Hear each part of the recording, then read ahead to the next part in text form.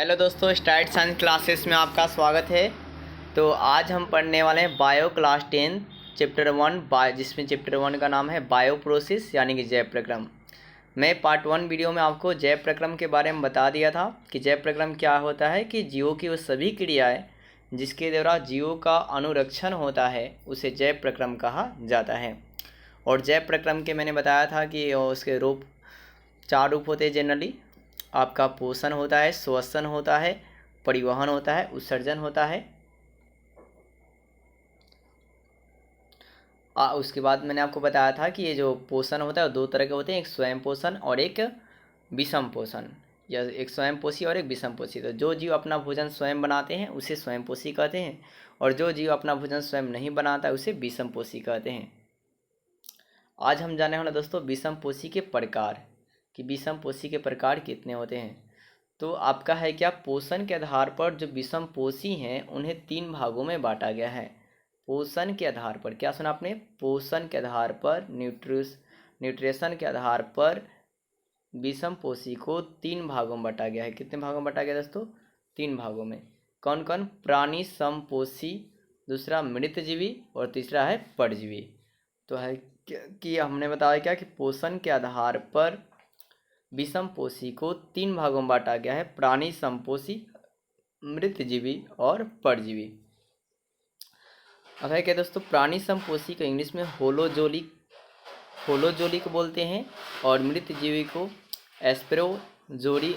एस्प्रोफाइटिक बोलते हैं, और परजीवी को पारास्टिटिक बोलते हैं। इसमें हमारा दोस्तों पहला है कि प्राणी समपोषी या प्राणी संपोषण किसे कहा जाता है? प्राणी संपोषण एक विधि होगा। हमारा सवाल यह है, प्राणी संपोषी किसे कहेंगे? तो प्राणी संपोषण में क्या होता है कि इसमें जो जीव भोज्य पदार्थों का अंतःग्रहण करते हैं। भोज्य पदार्थों का क्या करते हैं दोस्तों? अंतःग्रहण करते हैं, तथा उनका पाचन शरीर के अंदर करते हैं। मतलब प्राणी संपोषण की प्रक्रिया में क्या होता है कि इसमें जीव भोज्य पदार्थों का अंतःग्रहण करेंगे, मतलब बॉडी के अंदर उपार्जन करेंगे, और शरीर का मतलब, तो दोस्तों इसमें जीव क्या करते हैं? भोज्य पदार्थों का अंतःग्रहण करते हैं और शरीर के अंदर उसका क्या करते हैं? पाचन करते हैं। इसमें आप उदाहरण दोस्तों याद रखेंगे, क्या दोस्तों? अमीबा और क्या दोस्तों? मानव। ये सब क्या, ये दोनों क्या है? प्राणी संपोषी जीव हैं। और अमीबा जो है एक कोशिकीय है, और मानव क्या है दोस्तों? बहुकोशिकीय है। एक कोशिकीय जीव जो एक कोशिकाओं से बना होगा, और जो आपका एक से अधिक कोशिकाओं से बना होगा वो क्या होगा? बहुकोशिकीय जीव। तो मानव क्या है? एक से अधिक कोशिकाओं से, असंख्य कोशिकाओं से बना हुआ है।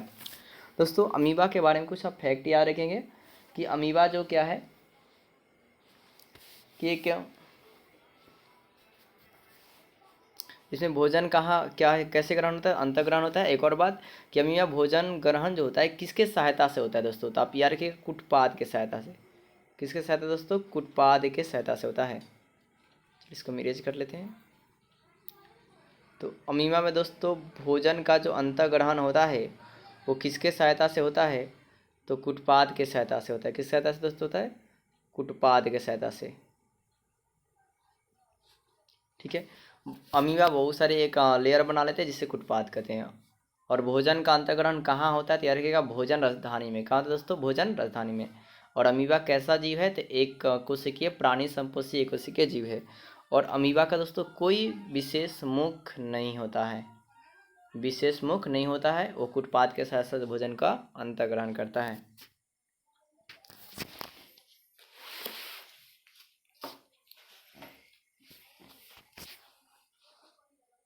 इसी प्रकार दोस्तों एक सवाल आता है आपका, है क्या कि पोषण, श्वसन, उत्सर्जन के मुख्य लक्षण जो होते हैं वो सारे लक्षण किस में होते हैं? तो अमीबा में ही होते हैं। श्वसन का भी इसमें लक्षण होता है, ठीक है दोस्तों, पोषण का भी होता है, उत्सर्जन का भी होता है, ठीक है। और ये मानव में भी लक्षण पाए जाते हैं। मतलब प्राणी संपोषी में श्वसन का भी लक्षण होता है, पोषण का भी होता है, उत्सर्जन के भी होते हैं।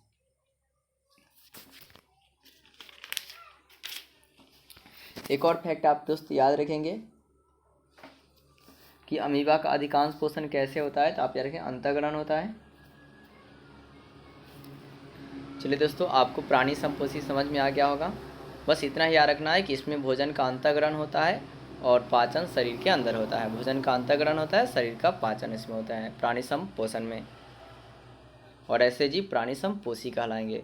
मतलब जिस जीव में भोज्य पदार्थों का अंतर्ग्रहण होगा और शरीर के अंदर पाचन होगा उसे प्राणी समपोषी कहेंगे। अब दोस्तों है मृतजीवी।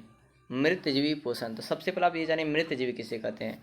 तो जो जीव अपना भोजन किसी मृत शरीरों से या मृत शरीरों के संपर्क में रहकर करता है तो उसे हम मृतजीवी कहते हैं, और ये जो पोषण की प्रक्रिया है उसे मृतजीवी पोषण कहा जाएगा। तो ये लिखा है दोस्तों, मृतजीवी अपना भोजन जो है मृत शरीरों एवं सड़े गले कार्बनिक पदार्थों से प्राप्त करते हैं।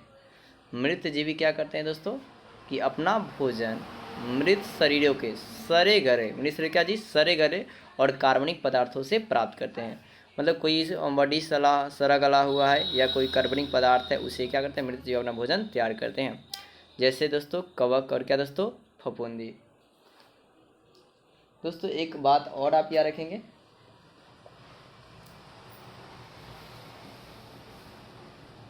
कि मृतजीवी की क्या बोलते हैं, तो एस्पायरोफाइटिक कहा जाता है।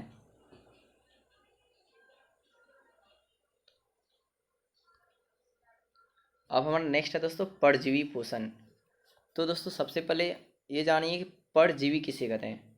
ठीक है, तो है क्या कि आपका है क्या अन्य जीवों के शरीर के अंदर या बाहर रहकर, मतलब वैसे जीव जो अन्य जीवों के शरीर के अंदर या बाहर रहकर उनको बिना मारे उससे अपना भोजन प्राप्त करते हैं, तो वैसे जीवों को परजीवी कहते हैं। और ये परजीवी के जो भोजन प्राप्त करने जो तकनीक है इसी को परजीवी पोषण कहा जाता है। तो आपने क्या सुना कि परजीवी किसे कहलाते हैं, तो वैसे जीव जो अन्य जीवों के शरीर के अंदर या बाहर आकर उनको बिना मारे अपना पोषण करते हैं, अपना पोषण प्राप्त कर लेते हैं, तो उसे परजीवी कहते हैं और इसी विधि को परजीवी पोषण कहा जाता है। तो पेपर में सिर्फ परजीवी आते हैं, परजीवी क्या होते हैं, तो वैसे जो जीव होते हैं जो किसी शरीर के अंदर या बाहर और उस जीव को अंदर या बाहर आकर उनको बिना मारे अपना पोषण प्राप्त करते हैं तो उसे परजीवी कहते हैं। जैसे में दोस्तों जू, जैसे कि मतलब जो जू होता है तो आपके बॉडी के मतलब बालों में आपके अंदर या बाहर रहता है, ठीक है, और वो आपको बिना मारे हुए अपना भोजन प्राप्त कर लेता है। इस पर अमर बेल होते हैं दोस्तों, फीता कृमि होते हैं। ज़्यादातर आप एग्जाम्पल को दोस्तों फोकस करेंगे कि परजीवी का उदाहरण क्या है, अमरबेल जू फीता कृमि। परजीवी का उदाहरण क्या है, अमरबेल जू फीता कृमि। अब दोस्तों एक सवाल आता है कि हमारे जैसे बहुकोशिकीय जीव ऑक्सीजन की आवश्यकता पूरी करने में विसरण क्यों अपर्याप्त होता है। मतलब विसरण की प्रक्रिया होती है वो क्यों अपर्याप्त होता है, कि छोटे जीवों में जो विसरण प्रक्रिया होती है वो अपर्याप्त क्यों होती है श्वसन की। दोस्तों चूँकि हम लोग जानते हैं जो बहुकोशिकीय जीव होते हैं वो सभी कोशिकाओं आपस में पर्यावरण के सीधे संपर्क में नहीं रह सकती है, पर्यावरण क्या होता है सीधे संपर्क में नहीं रह सकती है। अतः साधारण विसरण के द्वारा सभी कोशिकाओं और ऊतक के पास ऑक्सीजन नहीं पहुंच पाता है, क्योंकि यह अत्यंत धीमी प्रक्रिया है। विसरण जो क्या है दोस्तों अत्यंत धीमी प्रक्रिया है, इसलिए वहन तंत्रों के द्वारा या परिवहन तंत्रों के द्वारा शरीर के विभिन्न अंगों तक ऑक्सीजन पहुंचाई जाती है। तो है क्या कि बहुकोशिकीय जीवों में विसरण प्रक्रिया से श्वसन आपका नहीं हो सकता है, बल्कि वहन तंत्रों के द्वारा विभिन्न अंगों तक ऑक्सीजन पहुंचाई जाती है। इसलिए विसरण क्या है दोस्तों अपर्याप्त है और वहन जो प्रक्रिया वो पर्याप्त है। अब दोस्तों कुछ हम जितना टॉपिक पढ़े उसमें MCQ देख लेते हैं। तो है क्या दोस्तों कि एक तो पहले सवाल ये रखा है, बताइए दोस्तों कि वह स्वयंपोषी निम्नलिखित में से कौन है। तो आप याद रखें हरे पौधे जो होते हैं वो क्या होते हैं स्वयंपोषी होते हैं। हरे पौधे क्या होते हैं दोस्तों स्वयंपोषी होते हैं। ठीक है, हमारा एक सवाल है क्या दोस्तों, परजीवी पादपों का उदाहरण क्या है। तो परजीवी पादपों का दोस्तों उदाहरण जो है कसकुटा पादप है। क्या दोस्तों कसकुटा पादप है। फिर है दोस्तों कवक में पोषण कौन सी विधि है। कवकों में पोषण की कौन सी विधि है। दोस्तों मैंने बताया कि कवक का उदाहरण मैं आपको दिया था, उसमें क्या होता है दोस्तों कवकों में क्या होता है दोस्तों मृत जीव होता है। देखिए कवक यहाँ पे दोस्तों यहाँ पे कवक उदाहरण है, और कवक दोस्तों कैसे जीव हैं तो मृत जीव होते हैं। तो कवक में दोस्तों क्या होता है मृत जीवी होता है। पेपर ये 2014 के एग्जाम में पूछा और इसमें भी पूछा हुआ है। फिर दोस्तों सड़ी गली चीज़ों के जो पोषित होने वाले पदार्थ को क्या कहलाते हैं। तो जो जीव अपना सड़ी गली भोजन पदार्थ करता है उसे दोस्तों हम लोग क्या बोलते हैं तो मृत जीवी कहते हैं। क्या बोलते हैं दोस्तों मृत जीवी। मैंने आपको हेडिंग बताया था। कि जो अपना भोजन मृत जो सड़े गले पदार्थ रूप में कहलाया करेगा वो क्या कहलाएगा, मृतजीवी, जैसे कवक। अब दोस्तों हमारा क्वेश्चन है कि अमीबा अपना भोजन कैसे पकड़ता है। तो मैंने दोस्तों बताया कि अमीबा जो अपना भोजन है कुटपाद के सहायता से ग्रहण करता है। 2020 के एग्जाम पूछा गया है। अमीबा अपना भोजन कैसे ग्रहण करता है, कुटपाद के द्वारा। कैसे करना है दोस्तों, कुटपाद के द्वारा। तो अमीबा में अधिकांश भोजन कैसे होता है, तो अंतःग्रहण होता है। क्यों अंतःग्रहण होगा दोस्तों, क्योंकि यह प्राणी संपोषी जीव है और प्राणी संपोषी जीवों में भोजन का क्या होता है, अंतःग्रहण होता है और शरीर के अंदर पाचन होता है। दोस्तों ये जो हमने अमीबा के एक चित्र बनाया है कि अमीबा आपका ऐसा दिखाई देता है, ठीक है दोस्तों। इसमें एक केंद्रक होते हैं और अमीबा कैसा जीव है, तो एक कोशिकीय जीव है, प्राणी संपोषी कोशिकीय जीव। इसमें कोई विशेष मुख नहीं होते, ये भोजन को अपने कुटपाद के सहायता से ग्रहण कर लेता है और अंतःग्रहण करता है।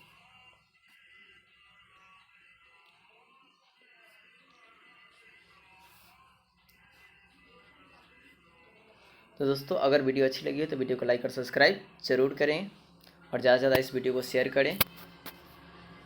इसी साथ हम मिलते हैं पार्ट 3 वीडियो के साथ।